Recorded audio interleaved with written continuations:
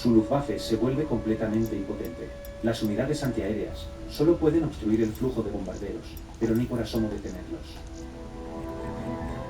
Göring es, a su vez, responsable de la defensa antiaérea.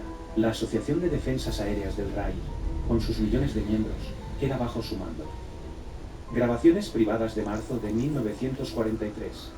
Varias unidades de policía de defensa antiaérea realizando un simulacro en el centro de Berlín.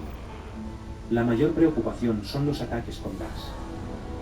Tanto los jóvenes como los adultos llevan la llamada máscara antigas. La gente cree estar bien equipada para los futuros ataques. Nadie tiene ni la menor idea del poder devastador de los explosivos, ni del impacto de los bombardeos. Como en Hamburgo, en julio de 1943. Una tormenta inunda las calles y destruye a su paso grandes partes de la ciudad hanseática. Las temperaturas se elevan hasta alcanzar los 1000 grados. Se registran más de 40.000 fallecidos. No tiene gracia. ¿Cómo reaccionará Göring ante una catástrofe de tal magnitud? Se muestra impasible, apático, como si nada sucediera. Opta por no tomar ninguna decisión. Como mucho, se encarga de repartir medallas. ¡Maxes! Su Luftwaffe no es capaz de detener los ataques Cobra la aliados. compostura, Edward. Misión completa. Alteración temporal conseguida. El futuro. Los avances técnicos implementados, como los radares aerotransportados, los llamados conjuntos Liechtenstein, aportan beneficios a corto plazo a la guerra aérea. Pero los británicos encuentran medios para repeler los ataques, pegando el radar con tiras de papel de aluminio. Este fue un factor crucial en relación al ataque a Hamburgo.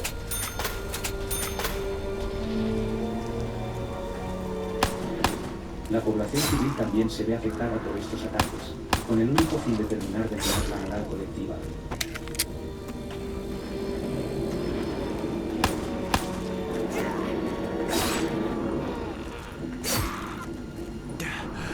Debo ser rápido. Alemania Hay mucho siendo por hacer. bombardeada.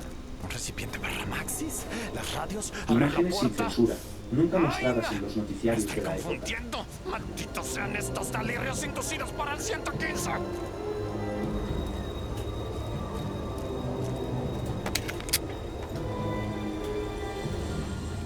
La supremacía aérea en el frente oriental se ha perdido hace tiempo.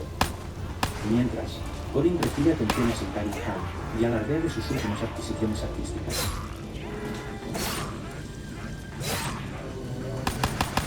El comandante jefe no quiere saber nada de esas imágenes. Está distanciado por completo de sus tropas.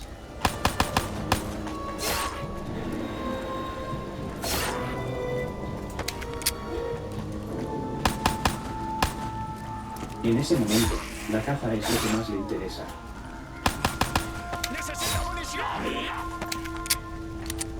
Y con su cámara, se dedica a grabar lo que le parece más importante que las altas pérdidas de pilotos que lleva a sus espaldas, o las ciudades que caen. Ciervos paseando por su coto privado de caza.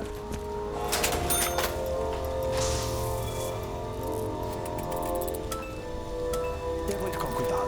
Tengo los dientes delicados.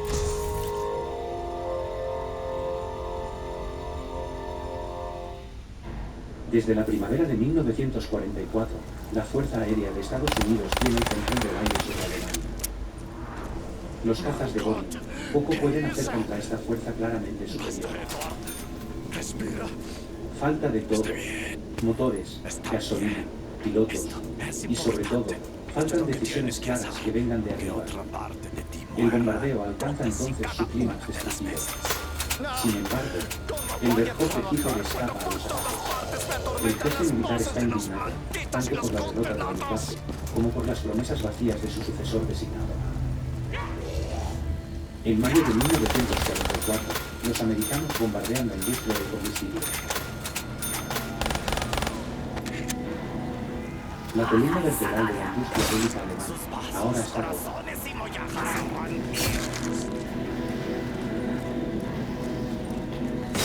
Las rutas de transporte se destruyen sistemáticamente.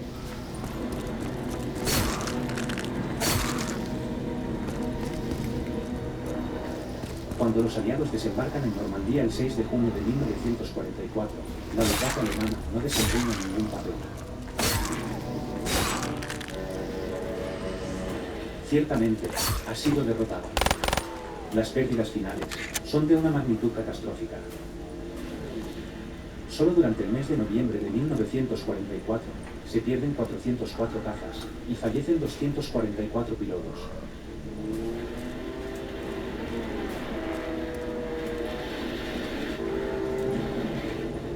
Solo algún tipo de arma milagrosa podría dar la vuelta a este desastroso resultado. La única esperanza para poder recuperar la supremacía aérea de antaño reside en el cazabombardero ME-262.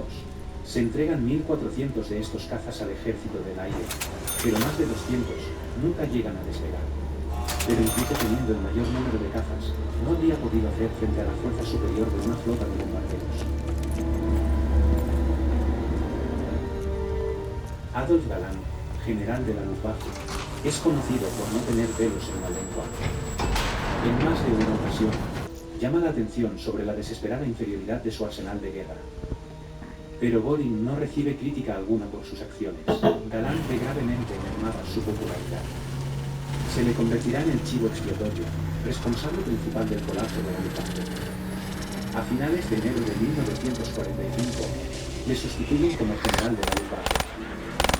La batalla por la supremacía aérea sobre Alemania ha llegado a su fin. Envían a los pilotos alemanes, cada vez más jóvenes y mal entrenados, a misiones suicidas.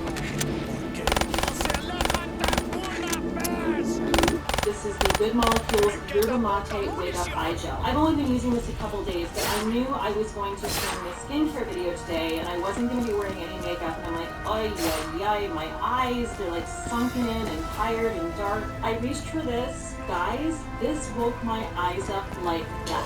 So this is formulated to help revitalize and energize the eye. Cuando la guerra ha tocado a su fin, Göring opta por retirarse a Berchtesgaden. En Berlín, el Ejército Rojo se abre paso hacia el búnker de Hitler, situado en el centro de la ciudad. Mediante un mensaje de radio, Göring anuncia que se hará cargo del gobierno si Hitler nada pronto se manifestaría. El segundo al mando cree que es el momento de tomar el relevo como legítimo sucesor. En Berlín, sin embargo, Hitler presiente la traición y da instrucciones a las SS para que arresten a Göring en su casa. Proceden entonces a relegarle de sus funciones. Cuando los estadounidenses se van aproximando a Obersalzberg, las SS trasladan a Göring a Mautendorf, en Austria, a uno de los castillos de su infancia. Tras el suicidio de Hitler, planea entrar en negociaciones con el general estadounidense Eisenhower. Sigue creyendo ser un personaje relevante que no puede ser ignorado. El 7 de mayo de 1945, Hermann Göring se convierte, voluntariamente, en prisionero estadounidense, creyendo, erróneamente, que los vencedores negociarán con el comisario alemán. Los sorprendidos FIS se apoderan de las armas, las medallas y el anillo de esmeralda del antiguo mariscal del Reich. Los soldados estadounidenses toman prisioneras a su mujer, Amy, y a Eva, su hija. entusiasmaba la oportunidad de matar hordas. Yo no.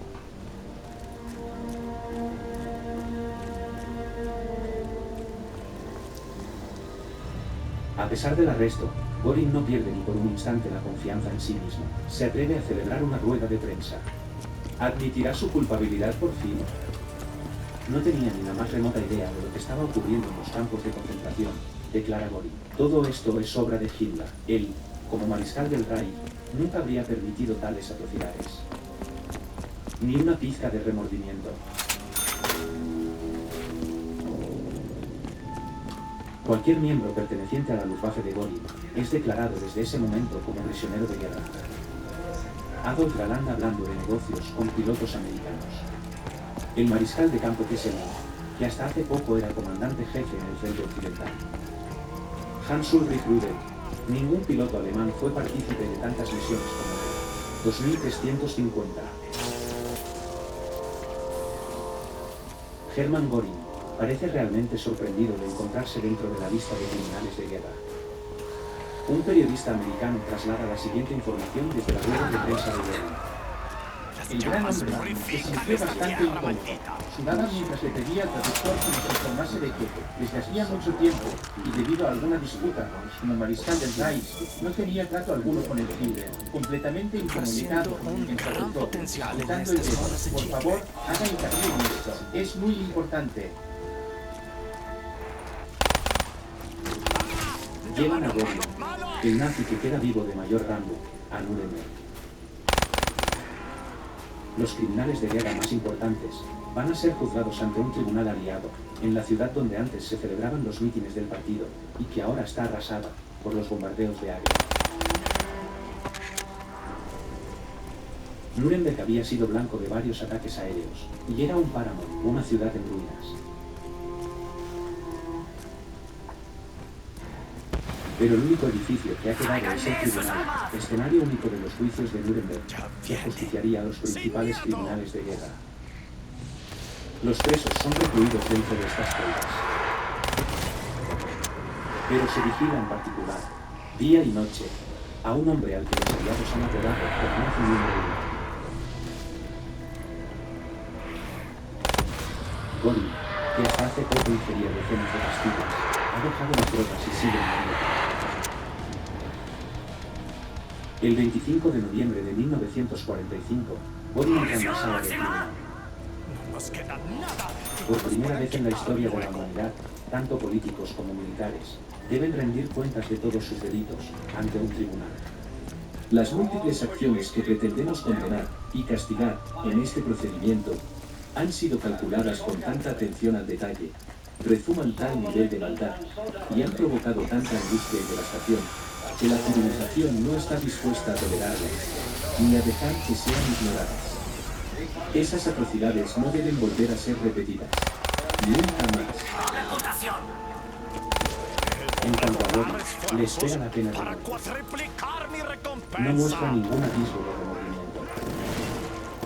El que fuera el hombre más poderoso, junto a Hitler, afirma que no sabía absolutamente nada de los millones de crímenes cometidos. Nunca he expresado mi conformidad con la idea de que se manifieste que existe una raza claramente superior a todas las demás. Al contrario, siempre he querido puntualizar las diferencias entre las razas. Durante el contrainterrogatorio, el fiscal general estadounidense Robert Jackson intenta acorralar al acusado, pero con Göring siempre se llega a un callejón sin salida. Es cierto, ¿no? Ya he respondido a eso con bastante claridad, pero estas explicaciones pertenecen a lo que ya se ha dicho antes. Su abogado se encargará de ello. Seguro de sí mismo, y sabiéndose lo cual, Göring alardea ante todos por última vez, y acusa a los aliados de haber hecho lo mismo.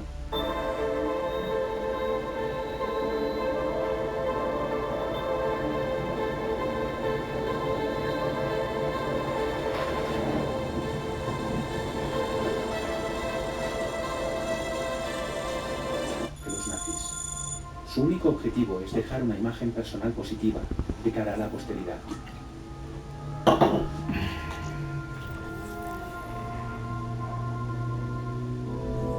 Pero el peso de las pruebas es demasiado incluso para él. Los fiscales soviéticos muestran una cinta que destruye cualquier ilusión que pudiera albergar. Auschwitz.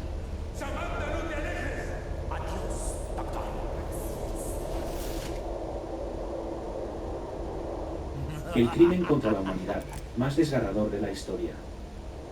No tiene gracia. Entre otros acusados, el máximo responsable es Göring.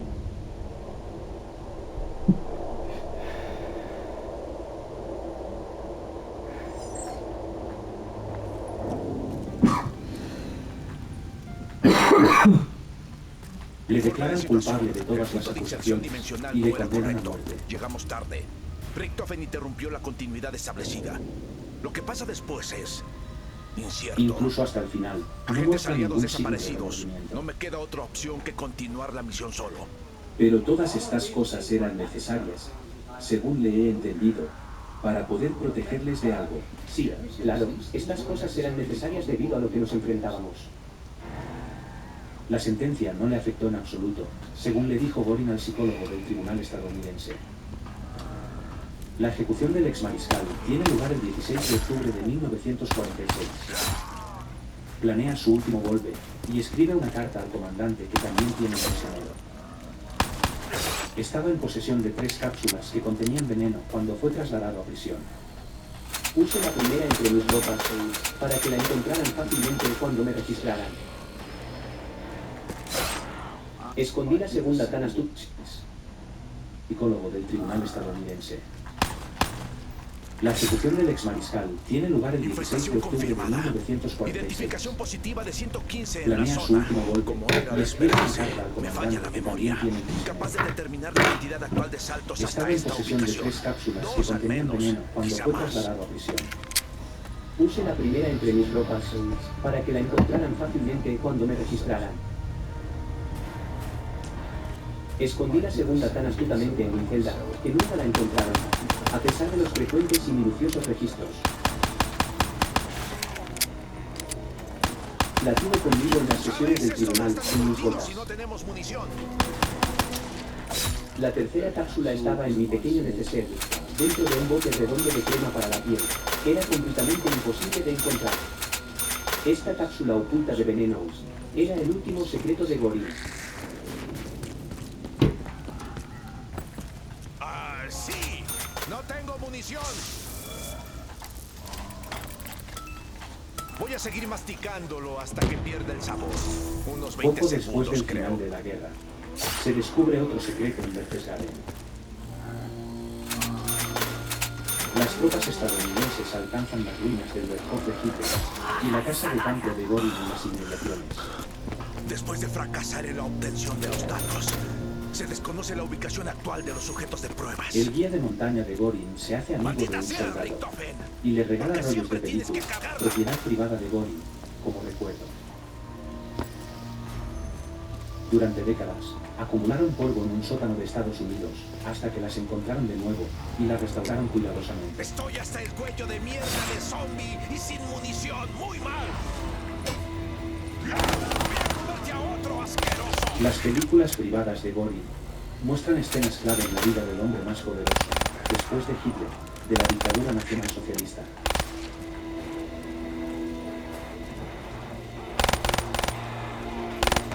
El confidente más cercano de Hitler. La personificación de la jovialidad dentro del régimen.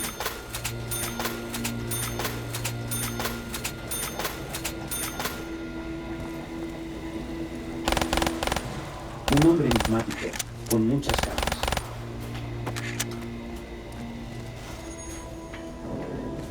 Karin Hall, su residencia con aspecto de castillo cerca de Berlín, explotan los últimos días de la guerra.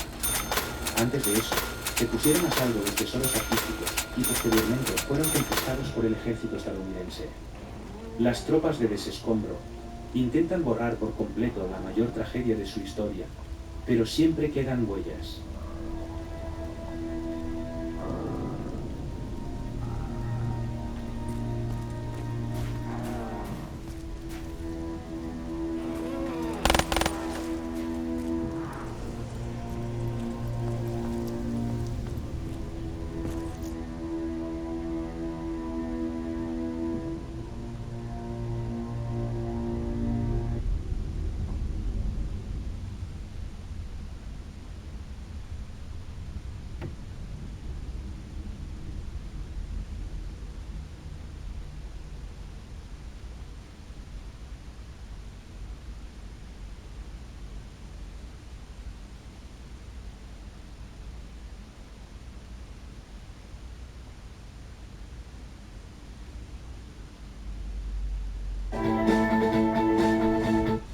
With Fargo, your virtual assistant from Wells Fargo, you can quickly know what you spend on things like food.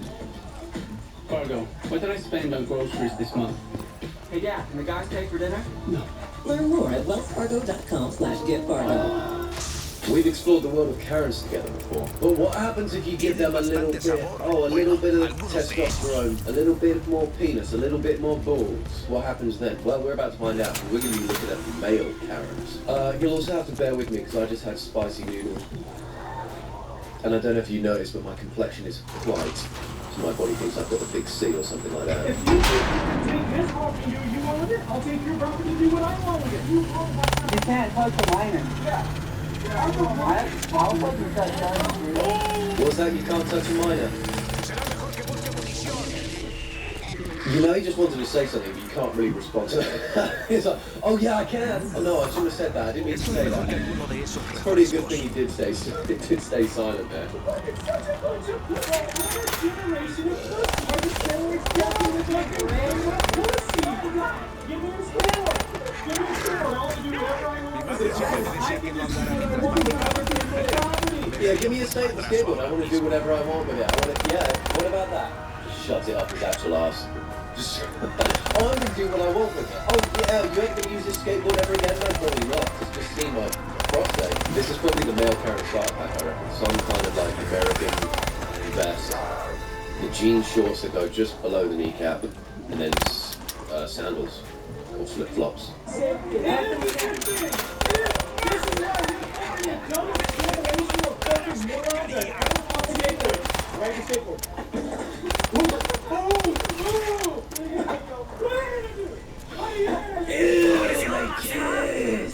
Run that back in slow-mo. Did you try and bite him a little? Had a little nibble. What are you going to do? Got the tip of your nose, got the tip of your nose. How are you going to...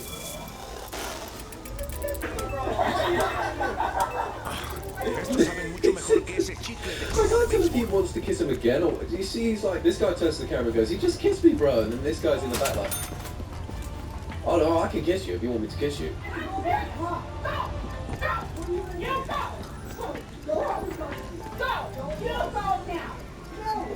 My mom's right there. Name a better combination than Karens and skateboarders. You can't. That's World War III right there. That'll be World War III, just one side of Karen, one side of skateboarders. Nothing makes a Karen more ferociously mad than just a stick of wood with 4 wheels on it. And some guy who looks like Shaggy riding it, just riding it along. You should hold me out and move.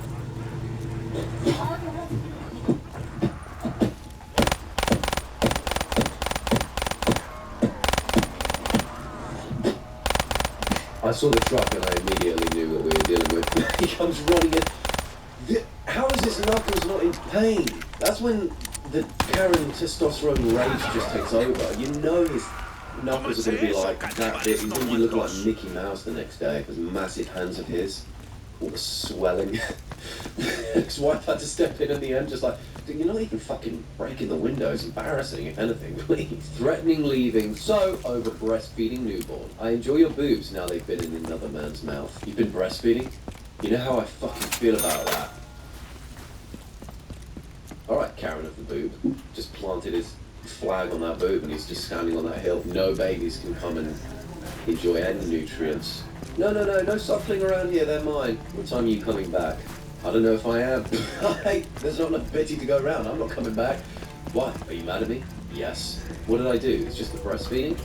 That, the feeling it gives me and how I finally understand that you truly don't respect me. Is he jealous over his son? I do respect you. I just thought we could compromise about the breastfeeding. Talk about it? If you don't like seeing it, maybe I could just do it in a different room. This is insane, David. Well, we didn't talk about it. You just did it. It's not about seeing it. I know it's happening.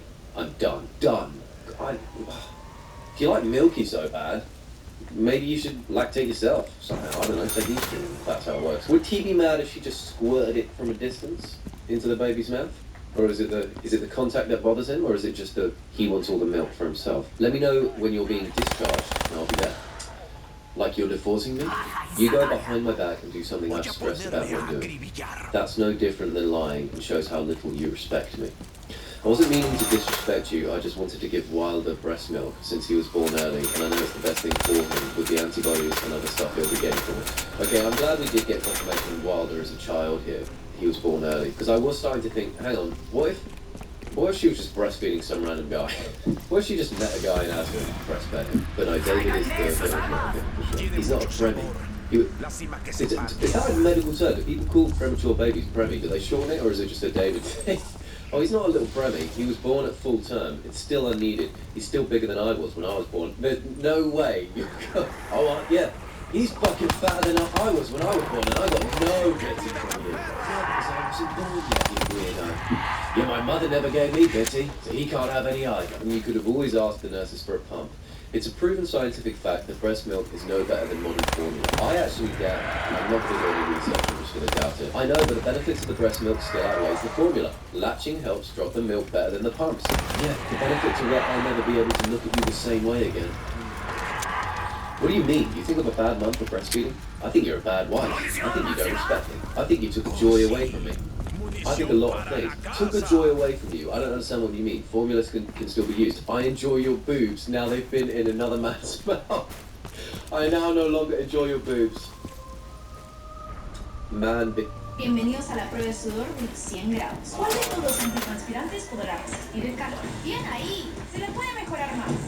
Parece que los antitranspirantes comunes no resisten al calor. Los antitranspirantes comunes no pueden controlar el sudor mejor que Secret Clinical. being like 0-month-old child, by the way. Another man's mouth. Your son, your 0-month-old son who's born premature and needs milk. How dare you suck their boobs? I enjoyed them once. Just Wilder's, not another man's. He's a male and your son. That makes it incestuous in my eyes. The whole point of a boob is to give milk to your child. But now I'm getting all. It's not like that at all. I'm not saying anything I haven't told you before. Please don't be mad at me. I wasn't playing. I know. You are a bitch for making matters worse.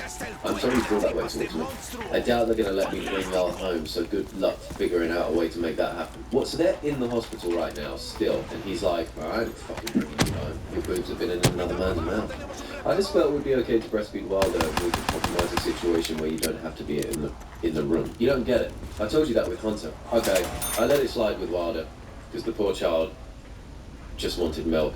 Why the fuck are these children spelled with Y's? Why is Hunter now and Wilder?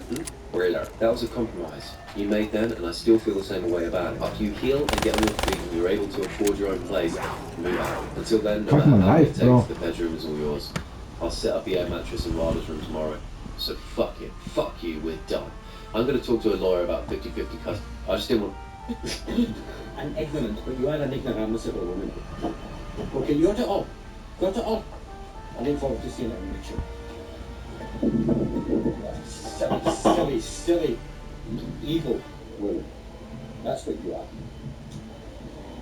Who's going to show that to you now? Who's going to show that to you? Mass starts at 9 o'clock. You are just rude. Rude.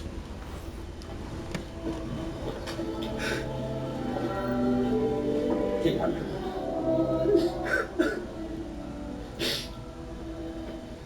Oh no, some people. You are pure rude. You are rude. You are pure rude. The best part is that because he's a priest, he can't really swear, so he's coming up with other things. You're pure rude. You are evil woman. No, evil woman. Yeah, you're evil. Yeah. Dare I say, devil born? Stand back, master, at 9 o'clock. You rude bastard. I didn't expect that. She knew what was coming though, which is cool. It makes me think maybe this is a repeat offence. She was already filming all the way up. Makes me think every morning she gets hit with a "You are rude." Late again. Also, people walked in late at the end there and they didn't get rude all over their face. Imagine admitting you peaked in high school so boldly and thinking it's a flex. Was high school the best years of your life? Worst. I saw your tweet and it hit close to home. I get what you was trying to say, but you could have chilled on the disrespect. You can't disrespect people who had their glory days in high school. People who were not only varsity athletes, but also prom king nominees and popular people. People like you can't tell me what to do, and I don't give a fuck how many years I've been out of high school. I rock my Letterman jackets and a stitch of football. Oh yeah, I'll pretend to be 18 till I die. I take pride in my 4-year run success. I'd appreciate it if you don't go around saying people peaking in high school is a letdown or something to not be proud of. Let people enjoy their golden days, please and thank you. It's weird how you tweet that and not expect former high school successors to not respond. Oh, it's weird how you don't expect the popular kings of high school to not come running. That's right, we still exist, you know. What may seem like nothing to you is somebody's flesh. I was that guy 10 years ago. 10 years ago.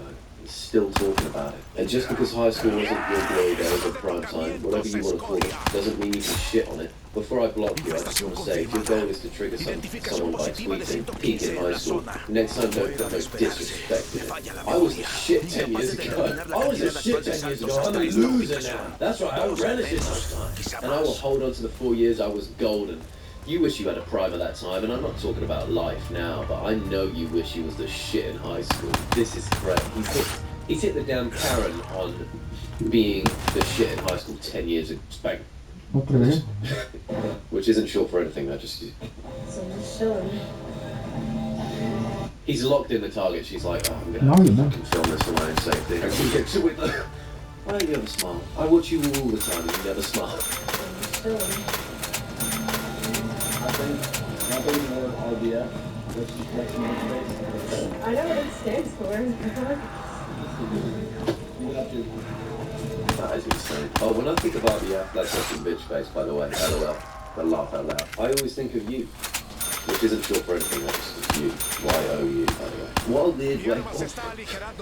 Who's smiling at the gym anyway? When we've got fucking demons inside us, mate. You don't know what it's like. That's the problem. You're not in the grinding place. The winter art wasn't a phase. I mean, I don't talk to my family. What? They're irrelevant. They're irrelevant? None of them have followers. If they got followers or got rich, I'd probably talk to them again. Well, hang on a minute. Did you just say I don't talk to my family because they don't have followers? If they had followers, they'd be here right now. You talking about your mother? I mean, my mom has more followers than my sister. It's your mother. What the fuck? I mean, my mother, yeah, she's irrelevant, but she does have more followers than my sister, so don't get me started on her. Her broke ass got no followers. Like, why do you care if she has followers or not? It's your mother. Can anyone tell me, like, what I would talk to my mom about if she's not going to be making me relevant? Yeah, like, hi, Mom. Now I have a career and I'm famous. Like, that's what happens when you get famous, you cut people off. Seriously? Everyone's upset with it. To be fair, everyone's forgetting that he got cut off first. His mum cut him off first. You know, when we're born, we've got this umbilical cord thing, and he never forgot that. He could feel that in the button. He could feel it, so he's just repaying a favour. Oh, you cut me off all those years ago. You didn't want to keep giving me your nutrients. Guess what? Get your followers up, pal. Hit 10k, then we'll talk. You guys aren't relevant either, so you don't understand. This one. This can't be real. He's going to be playing some kind of character for this. A very similar thing to what I did, actually, when I realised none of my family had followers. I cut them off as well. Man freaks out in Bagel Shop because women don't like short guys. Finally, someone's standing up for the short guys. Keep that shower fresh feeling all day with Dove Anti-Perspirant. 72-hour sweat and odor protection, powered by ProCeramide technology. Visibly healthier, smoother skin for arm-raising confidence. Dove 72-hour protection, underarm skincare. Is it okay for women to say, oh, you're 5 feet on a dating site? You should be dead? That's okay? Who said that to you here? Nobody. Women in general have said it on dating sites. You think I'm making that shit up? Everywhere I go, I get the same smirk with the biting lip. Yeah, they're biting their lip because you're sexy, you idiot. Why the fuck is this happening in a bagel shop? By the way, how does this conversation happen in a bagel shop? Maybe he couldn't see on the counter, did he? He went to order and they were like, no one's here. He's like, can I have three large bagels? You sure? Where are you? They should join the Oh my God! Oh my God! Dude, you want to sit down? It would be a lot steps for you, pal. You don't want to do that. It would be a lot less for him. What a hierarchy, by the way. You're not God, or my father, or my boss. The three people I love most in this world, and I look up to. In fact, I look up to everyone, but that's not the point. I'm standing, pal. You shut up, Jesus. That ain't attack me.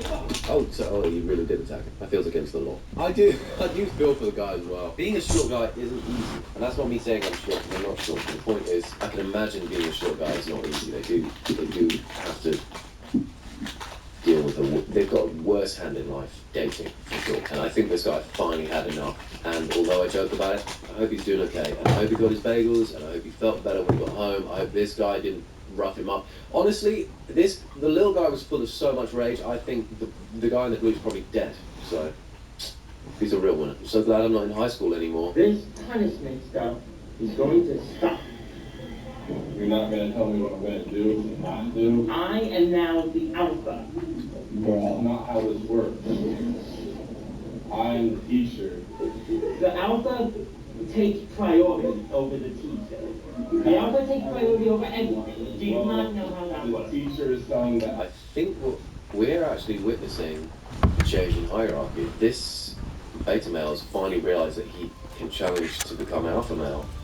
And I'm going to say it, he's winning. Put this in the seat right now. And the alpha doesn't have to listen to what Well, you don't have to listen, but the consequences that follow are going to apply to the alpha. the alpha doesn't Why are they See how well that both referencing him as the alpha? Even the teacher's like, well, the alpha still has to listen to me. No, the alpha doesn't. Well, yes, the alpha does. Please. Okay, Pop. Alpha will listen to you. Punishments will be accepted. My beautiful son. Honestly, that's what detentions look like at my school. Me being the alpha, of course. Male Karen needs police immediately.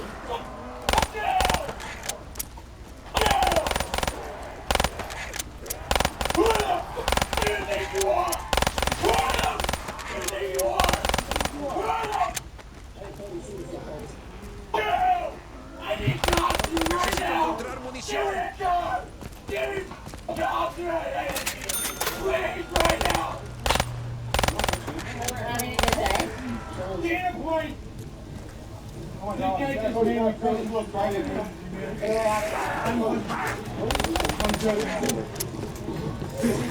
That is possibly the most insane crash out I've ever witnessed. You know he's waking up with the sorest little throat tomorrow.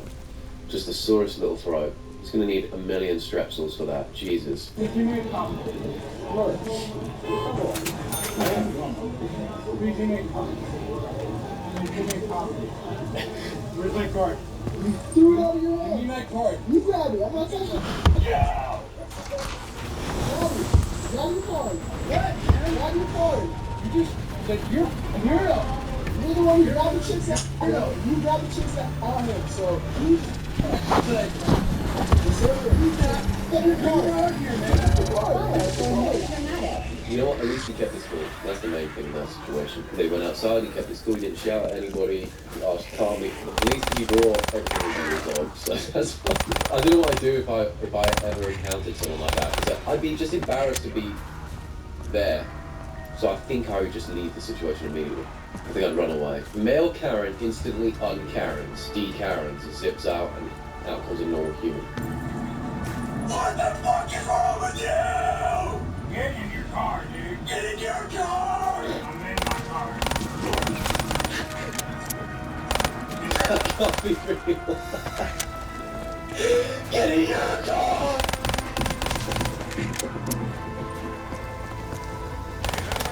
That's an absolutely fair point. You are a good fan.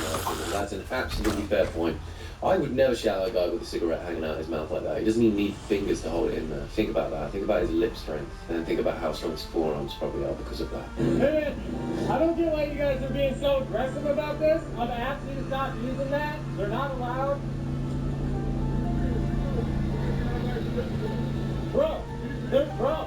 You're making my life difficult. Everybody that lives on this block, we can't have our windows open. Just because this house wants some leaves removed doesn't mean that you guys get a break in the ordinance. I don't care. All right.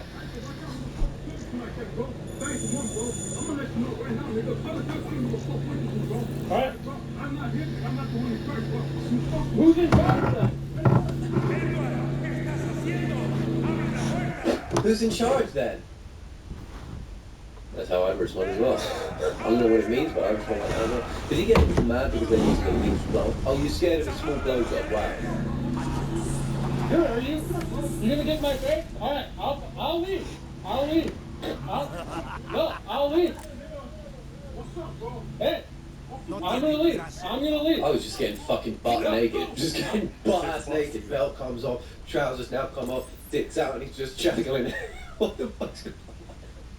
Oh, you're gonna get in my face? I'll leave. Fine, I'll leave. Starts backing up. All the fucking clothes are coming off though. Yeah, you wanna leave? You wanna fucking leave? You sure? I'm butt-ass naked right now. Take me. I'm getting out of your face. I will. La muerte del alemán es lamentable. No temo que el camino que va por delante sea más traicionero que antes. Alright.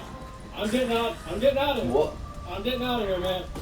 I'm getting out of here. That's the craziest switch up I've ever witnessed from both sides as well. So I'm getting out of here. Okay, you're gonna get. Okay, I appreciate you, bro. I love you. In fact, thank you for that. Yeah, no, I'm going. Yeah, I love you, bro. Thank you. We're just working out here. I love you. Once he's naked, I'll get out your face, your body, your cock, your legs, because everything's out. I'll get out of all of it. Thank you. I love you. Male Karen overreacting. You know it's gonna be true, just based by the fact we've got Shaggy on a skateboard again.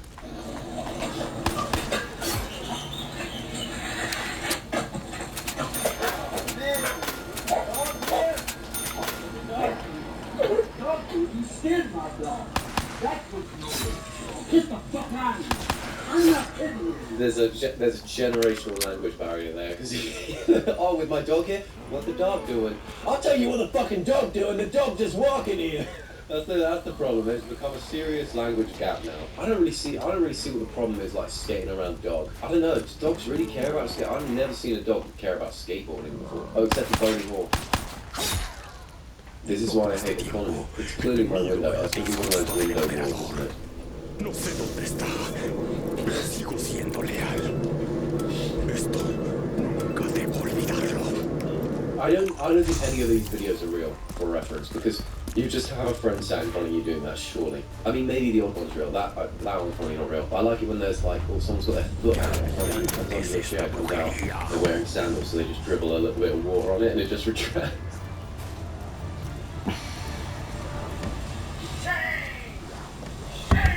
Shame on you, old man. Shame on you. Yeah. Stay home.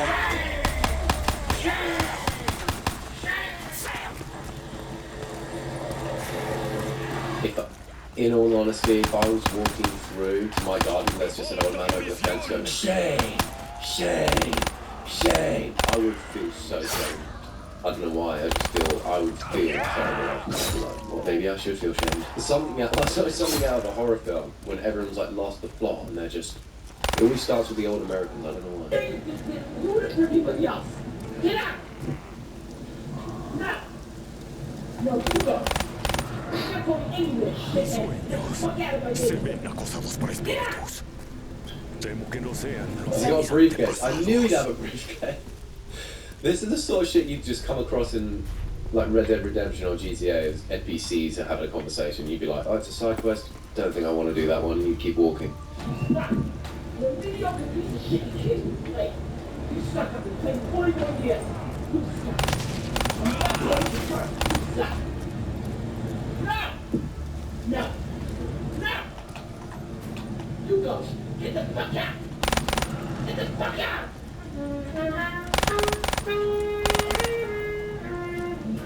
Get out! Is this real? I've realised now it's a plastic bag, not a briefcase, which actually goes with the character even more. And he just starts playing the trumpet. He's like, get out! Get out! I've been playing 40 years. You're shit. You suck.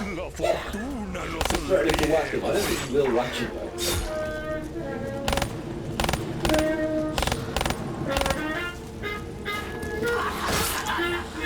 In the face. Get out! Hurry in front! Hurry in front! Go and do it over her! Anything that you learn! You suck! You don't have a piece of shit! You close your back out! You don't have anybody right here! Your back! Get out! How dare you come down here and do this? I'm here 14 years old. Look at this time I whole life. You're a disgrace! Stop! How dare you come up 3 blocks down? No me produce ningún placer comerme esto. Ninguno. We have a vast amount of career paths for people to look into, as long as you're willing to be consistent, to put yourself out there. TSA will open doors for you. You just take that first step. I'd say Lord Farquaad really fell off after the film. He had nowhere to go after Shrek. What was he supposed to do? Now here he is. What is going on? Anybody know who you are? Maybe anybody else wants to do peace and quiet. This is one of the most important places in all of North America. Who are you? Who are you? You miserable irreversible, presumptuous, no talent. You obviously don't have the talent. You don't have enough respect for yourself or other people, or what it is to express yourself. In music or any other form of creativity, and I'm an NYU film school graduate, sucker, and the School of Visual Arts, and the Academy of Art University in San Francisco. You disgrace! You want everything that's gone wrong in this world. This is the best dialogue I've ever heard. Monologue, kind of, no one's replying. That's what I enjoy it. No talent, mediocre piece of shit. And I've earned my right to say it. Okay? I had killed 1,000 people who filled it. In 1975, no talent, mediocre piece of shit. And I've earned my right to say it. Okay? I had killed 1,000 people who filled it. In 1975, I want Bob Dylan up on stage. Who the fuck are you? I knew the Grateful Dead from 1966. Who the fuck are you? You nothing. You nothing. He cracked stupid with a smile. I think he just shit himself. No, he shit himself on purpose. I'm trained contemporaneously. He took far more of that than he should have. He's like finally like, okay, enough, go away now, please. The same shit just repeated over and over again. Where is with this guy ever stop? That's the most commitment to being a parent I've ever seen. And for that, he's a legend in my eyes. That makes him a somebody.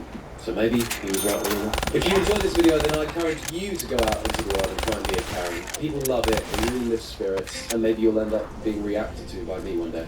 On the internet, someone filmed you. Thank you for watching. Make sure you like, subscribe, comment, and share this in your family group chat. And I will see you in the...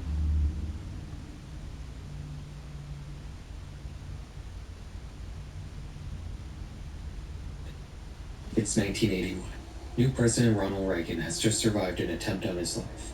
An emerging virus called HIV is becoming a growing concern, and workers at a wastewater treatment plant in Richmond, Virginia have just made a grisly discovery. An employee had been walking along the settling basin, a structure used to separate water from solid material, when he saw what appeared to be the body of a young woman. The police were called and the remains were recovered. The woman was young, short and slim, and had a tattoo on her arm reading, DR. A forensic analysis revealed that she had undergone a hysterectomy at some point in her life, which would include the pregnancy complications, treatment for ovarian cancer, and even darker, routine treatment at a psychiatric hospital in the 20th century America. The hysterectomy didn't have anything to do with her death, however. That came about because of a bullet wound to the head. Other than the surface level information, nothing else could be gathered to tell this young woman's story. So, using 1981 technology, the police made a crude clay model of her head, depicting what she might have looked like before she passed, to see if the public might be able to identify her. But nobody ever came forward. With no leads and nowhere to look, the police just stopped investigating. Life would go on the same as it did before. Nobody would ever grieve this woman. Her story would never be told, justice would never be served. She would never even have a name, only ever being referred to as the Richmond Jane Doe. And unfortunately, she's not a unique case. Currently, in the United States of America, there are more than 10,000 unidentified bodies. Ranger knows that if you're a lineman in charge of keeping the lights on, you go to great lengths, and sometimes heights, to ensure the power is always flowing. Which is why you can count on Ranger for professional-grade products and next-day delivery, so you have everything you need to get the job. The idea of just coming across a body that never gets identified has to be one of the most disturbing concepts I can think of. In fiction, there's a common trope of an angry spirit haunting a place desperately trying to get somebody to tell their story. And these movies and books usually end with a tragic tale of their death finally being told, putting the ghosts at peace and allowing them to move on. Horror usually ends up being scarier than reality in most cases, but in this particular realm, reality is much darker than fiction. In real life, the body and the person that occupied it just stays lost forever. Their only memorials are scattered disconnected case files in different law enforcement agencies. In some cases, loved ones are desperately trying to get answers, unaware that the person they're searching for has already been found. But even darker than that, a lot of these people go unidentified because they've just been forgotten about, and the world callously moves on without them. When the Richmond Jane Doe briefly held the attention of law enforcement agencies in the early 1980s, criminal investigations mainly relied on traditional tangible evidence, like eyewitness accounts, fingerprints, and ballistics analysis, but a new movement had been gaining momentum. Instead of just looking for measurable evidence in individual cases, criminal profiling had police identifying characteristics of crimes that could point to the perpetrator's psychology in some way. This had law enforcement investigating previously overlooked aspects of crimes, like the degree of control used by the offender, the escalation of emotion in the act, and how organized or messy the crime scene was. Identifying these characteristics allowed police to not just categorize the sort of suspect they were looking for, but to also link different crimes together any way they weren't previously able to using only traditional investigative techniques. But there was a problem blocking that aspect from coming to fruition. Back in the early 1980s, law enforcement agencies were more or less working in isolation from each other. They all had their own specific procedures or paperwork and local files, and there usually weren't any protocols in place to share that information amongst themselves. This caused something called linkage blindness. If a serial offender committed a crime with striking signature characteristics and then went over to another county and did the same crime with the same signatures, those two cases wouldn't get linked together because the parties investigating them would be working in isolation. Even if they did share information, the documentation would be different and a lot of commonalities wouldn't be noticed because of that. This is what FICAC was intended to solve. In 1983, Los Angeles homicide detective Pierce Brooks would testify before Congress to advocate a radical new idea: a computerized database to track unsolved crimes that could be accessed by any law enforcement agency in the country.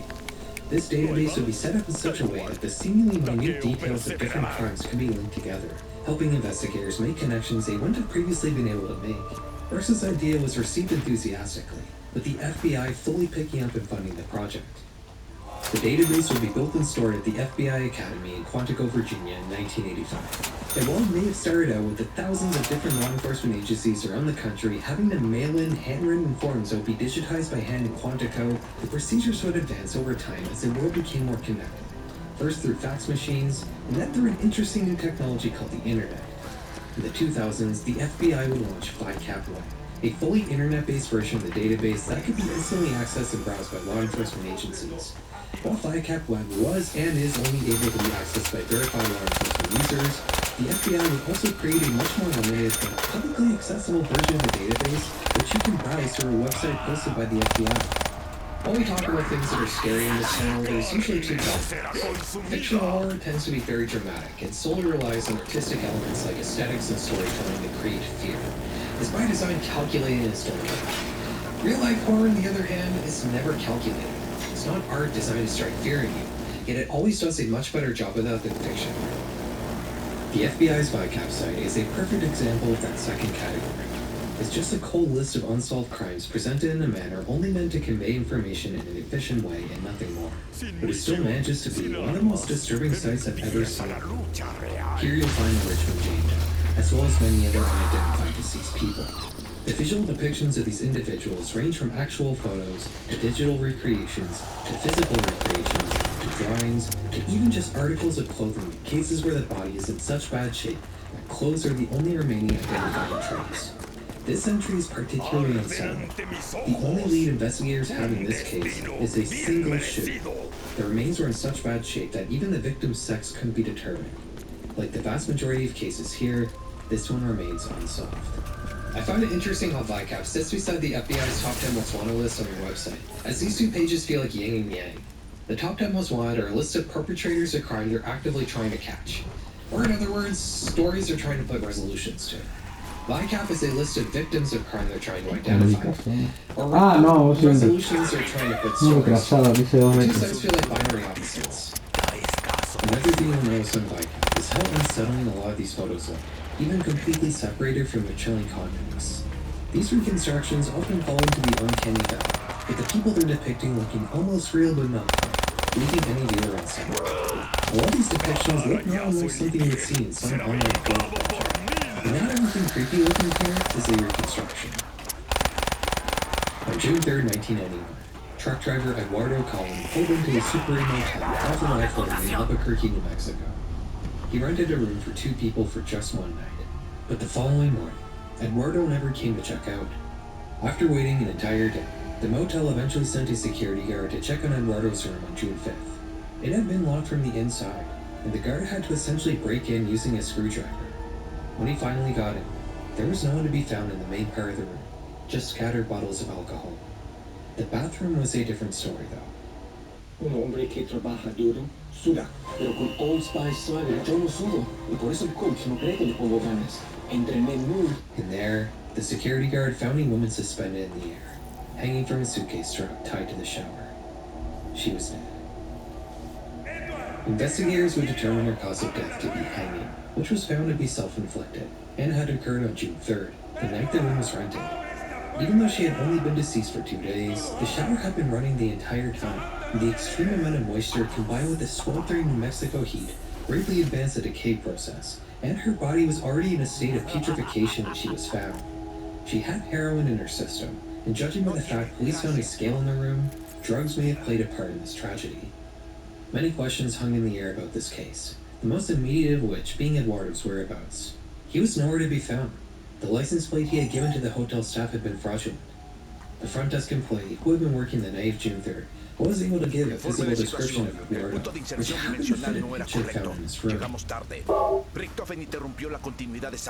This is a photo of the deceased woman while she was still alive. It appears to have been taken at one of those mall photos, and the police assumed that the other man in the photo was Eduardo. No one had seen this woman while she was still alive. She had no identifying marks on her body, and she didn't have any sort of ID on her. The only record of her ever having been alive in the first place was this eerie photo of her and this mystery man. Years would go by without any progress in this case. The effort would mainly be focused around finding Eduardo. Eventually, the police would manage to track down his immediate family, who let investigators know that Eduardo had passed away from natural causes while they were looking for him. When police asked family members if they had recognized the woman in this photo of Eduardo, they only reacted with confusion. The man in the picture was not Eduardo. Again, no progress would be made for an enormous amount of time, until 2021 when investigators actually managed to somehow track down the man in this photo. While his identity has never been released publicly, the police are not considering him a suspect in any possible crime. He also wasn't able to fully identify the woman, only telling police that she had come to Albuquerque from Los Angeles. Información confirmada. Identificación positiva de initial and most 115 en common la theory zona. regarding this Como era mystery de is that esperarse, Becca le may have falla been la a lady memoria, of the night. incapaz de Also determinar la found in the cantidad room actual were de saltos hasta $5 esta $100 bills, ubicación. an oddly Dos al large menos, denomination of quizá money to be más. carrying around with you, especially in 1991. It would explain why she was with a truck driver at a motel and why she didn't have any ID.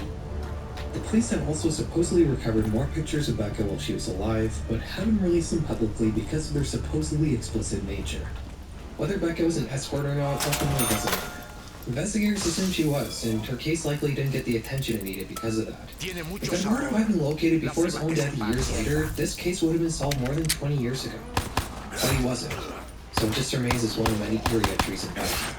If you're interested in helping me on this case, I really recommend checking out the Becca Doe subreddit, which is set up with the specific purpose of investigating this case. And you can also check out the Grateful Doe subreddit, which is intended for all unidentified people cases. Believe it or not, internet sleuths are not just good for finding lost media. Grateful Doe has actually directly linked a couple unidentified people to missing persons cases, and I'm sure they would appreciate your help. One thing I find interesting on VICAP is how the visual reconstruction is varying depending on when the case was opened. Nowadays, detailed digital artistic recreations seem to be the standard. And while these sometimes can look uncanny, they really don't compare to the clear reconstructions you'll see in older cases. Some of these are genuinely nightmare fuel.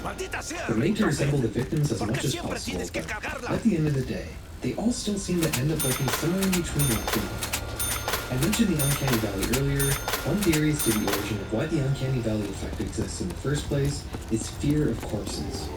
Humans may have an instinctual fear of dead bodies to keep us away from diseases that may harm us. And in my opinion, these unsettling clay models perfectly trigger that instinct. It would also seem, based on whatever on this site, that the worse condition a body is found in, the more uncanny the clay model looks. In May 1992, a farmer in Boone County, Indiana, was working his fields just like any other day. As he worked his way to the edge of his property near the main road, he noticed something laying in the long reeds in the distance. He had a bad feeling and decided to not approach whatever was in front of him, and instead went back home to contact the police. When law enforcement came, they walked down from the road into the reeds, and there they found the decayed body of a young woman. She wasn't wearing any clothes other than a tank top, and didn't have any noticeable wounds on her body that could point to an immediate cause of death. Her face was so badly decomposed that she was completely unrecognizable. The only distinguishable characteristics on her body were 2 tattoos, one that said, Mom, and another that said, Why. Investigators guessed that she was likely between the ages of 17 and 24, but other than that, there was no way to identify this woman, and she would be entered into the system as just one more Jane Doe. Without anything to go on, police would start combing through missing persons files in the local area to see if